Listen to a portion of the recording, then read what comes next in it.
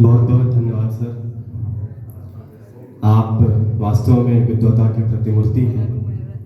आपने डॉक्टर राजेंद्र प्रसाद के बारे में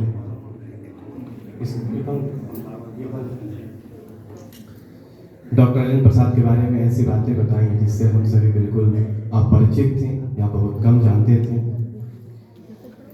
चाहे उनकी भागीदारी भोजपुरी फिल्मों के योगदान के रूप में हो, या एक लेखक के रूप में हो, या फिर एक नेता या राजनेता के रूप में हो, आपने काफ़ी अच्छी अच्छी बातें बताई। हम सभी काफ़ी लाभान्वित हुए। हम सभी जिस महाविद्यालय में हैं जो डॉक्टर राजेंद्र प्रसाद के नाम से निर्मित है, आपने संभाषण से राजेंद्र प्रसाद के कृतित्व और व्यक्तित्व से हमें परिचित कराया। आज उनकी सोच की वजह से इस संस्था का निर्माण हो पाया है। हम जिस धरती पर हैं यह महान विभूतियों की धरती नहीं है। आपने अपने संभाषण में उन सभी के बारे में भी थोड़ा बहुत परिचय कराया, और इस पर कविता भी है जो श्री मंगल सिंह चौहान के द्वारा रचित है कि कैसे चल पाता यदि न मिला होता मुझको आकुल अंतर, कैसे चल पाता यदि मिलते चिर तृप्ति अमरतापूर्ण प्रहार। आभारी हूँ मैं उन सबका दे, आभारी हूँ मैं उन सबका दिए गए व्यथा का जो प्रसार, जिस जिस से पथ पर स्नेह मिला उस राही को धन्यवाद। अब हमारे बीच मंच पर आसीन हैं भारतीय प्रशासनिक सेवा से सेवानिवृत्त अटल इंक्यूबेशन सेंटर के चीफ एग्जीक्यूटिव ऑफिसर, विभिन्न विषयों के ज्ञाता तथा बिहार विद्यापीठ के अध्यक्ष महोदय श्री विजय प्रकाश सर। सर को मैं अध्यक्षीय भाषण के लिए यहाँ आमंत्रित करता हूँ। सर आप आएँ और हमें अपने भाषण से, अध्यक्षीय भाषण से हम सभी को लाभान्वित करें। सर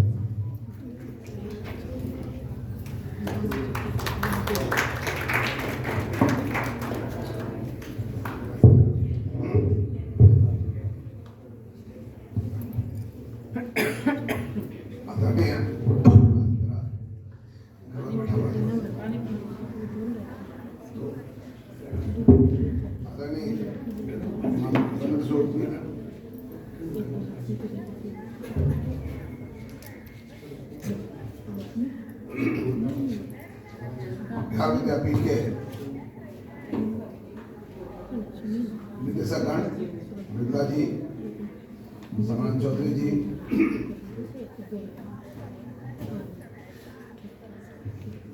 ये और उर्मिला जी,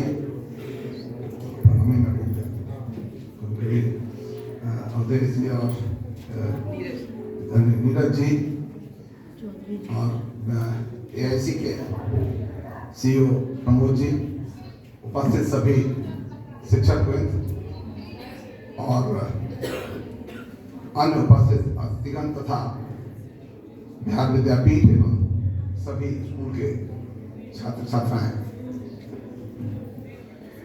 अभी मानव किशोर जी ने जो बातें कही,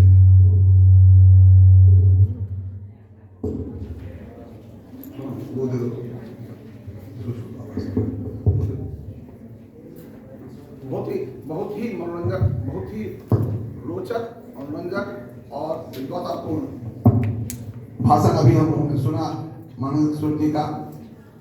उन्होंने व्यक्तिगत जो अनुभव थे वो भी सुनाया। मैं समझता हूँ शायद आप लोगों को परिचय नहीं होगा, इनके पिताजी भी बहुत बड़े स्वतंत्रता सेनानी थे और उनकी रचना धर्मिता भी बहुत ही महत्वपूर्ण थी। मैं समझता हूँ उसका भी उल्लेख कर देना जरूरी था, तब आप इसके उनके पर्सपेक्टिव को पकड़ पाइएगा। वो जेल में तक थे, काफी दिनों तक जेल में रहे। उन्होंने कई किताबें लिखी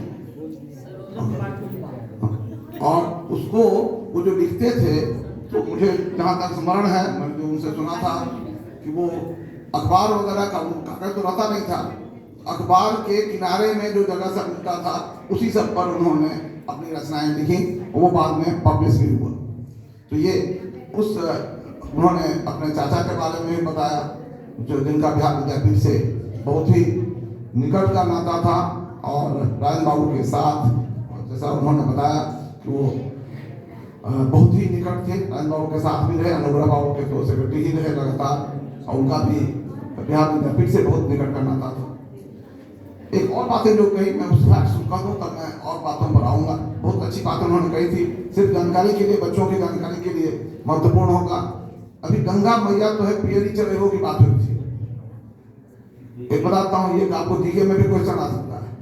उसका प्रीमियर बिहार विद्यापीठ में हुआ था, राजन बाबू के घर पर, यहीं पर जहाँ पर राजन बाबू थे।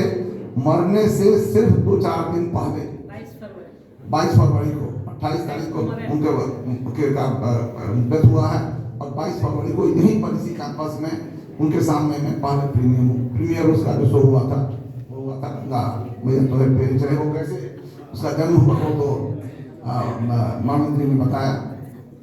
मैं समझता हूँ राजन बाबू को आज नमन करने का तो दिन है ही, लेकिन इससे पहले इस महापुरुष को में ज्यादा विस्तार से चर्चा करने की जरूरत है। आज एक और आदमी की भी का जन्मदिन है, उसको हम लोग भूल जाते हैं। राजन बाबू शांति के प्रणेता थे, एक क्रांति के प्रणेता का भी आज जन्मदिन है, वो है खुदीराम बोस का। तो आज हम लोग उनको भी उसी श्रद्धा के साथ नमन करते हैं। इस शांति के दूत को तो हम लोग नमन करते हैं, उस क्रांति के दूत को भी आज प्रणाम करें। मुजफ्फरपुर से ही उनका ताल्लुकात था, और आपको जानकर आश्चर्य होगा, जिस समय उनका डेथ हुआ उस समय उनकी उम्र सिर्फ 18 वर्ष थी। 18 वर्ष की अवस्था में जिस आदमी ने इतनी ताकत थी कि उस समय के जो जज थे उसको वो मारने के लिए बम गया था। अनफॉर्चुनेटली वो बम नहीं लगा उसको, क्योंकि वो लोग खेल करके आ रहे थे, 2 बग्गी में लोग थे, दूसरे बग्गी में जो लोग और अंग्रेज सब था, वो 2 लेडी वो मारी गई, लेकिन ये बच गए क्योंकि दूसरे इस पर थे। लेकिन 18 वर्ष का ये युवक देश के लिए समर्पित हो गया, देश के लिए अपने आप को उसने कुर्बान कर दिया। समझता हूँ आज उनके नमन का भी दिन है, उनको जरूर हमें याद करना चाहिए और श्रद्धा के साथ याद करना चाहिए। जब राजन बाबू की चर्चा होती है और राजन बाबू की रचना धर्मता की चर्चा होती है, तो बहुत सारी बातें उन्होंने बताई। मैं कुछ अलग एंगल से 2 बातों को रखना चाहूँगा।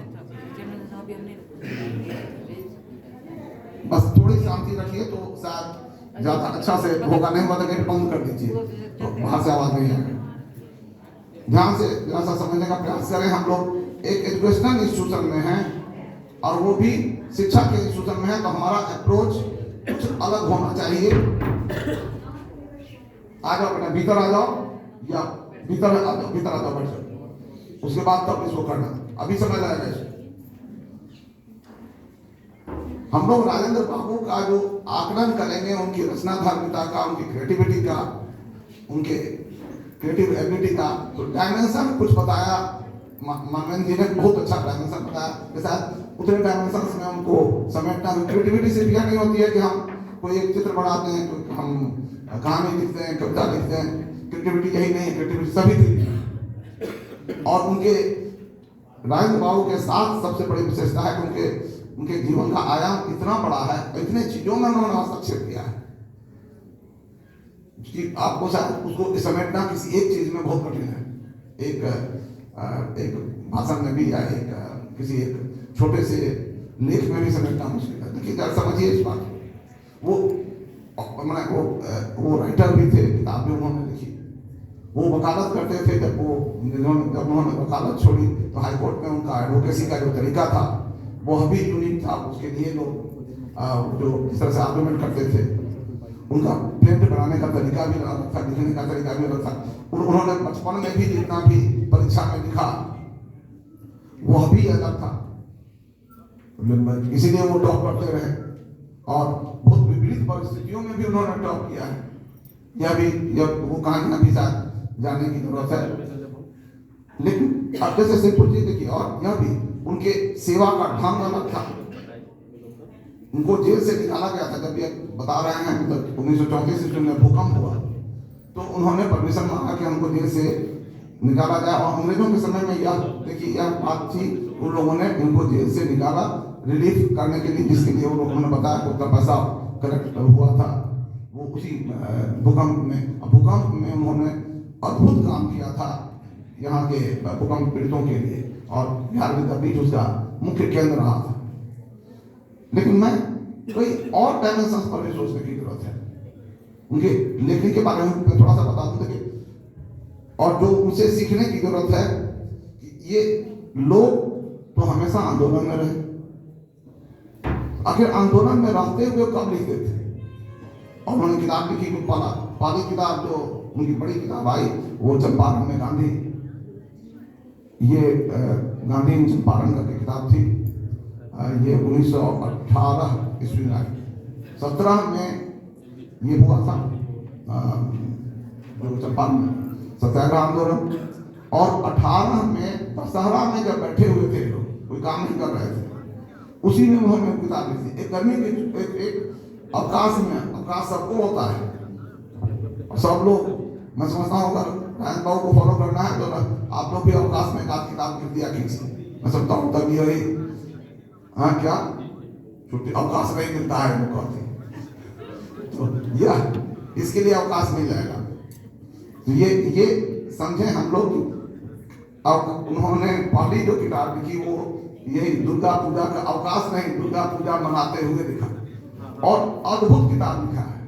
अब चंपारण में गांधी को जरा सा ध्यान से अगर देखिएगा तो जिस गहराई से उन्होंने सभी घटनाओं